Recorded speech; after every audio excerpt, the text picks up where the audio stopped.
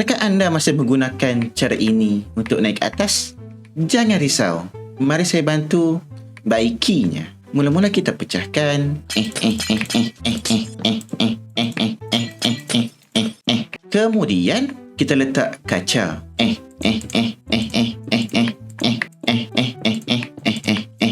Kemudian setelah kita dapat bentuk yang macam ni, kita letak soul sand. Kemudian kita letak piston. Kemudian kita letak redstone. Kemudian kita letak lever. Kemudian kita perlu letak air. Tapi ada caranya. Mula-mula kita letakkan kaca di sini. Kemudian kita letak piston di sini.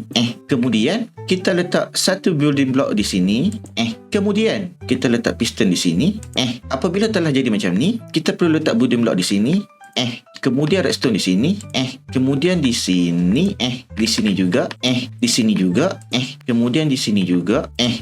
Kemudian di sini juga. Kemudian di sini. Kemudian piston di sini. Apabila telah jadi macam ni, kita perlu letak redstone lagi. Pastikan redstone berhenti di sini. Kemudian kita letak building block. Kemudian letak kaca lagi. Kemudian letak soul sand. Kemudian kaca lagi. Kemudian kita letak kaca. Kemudian kita letak air. Dan elevator anda telah siap. Yeay, elevator kita telah siap. Semoga bermanfaat. Bye-bye.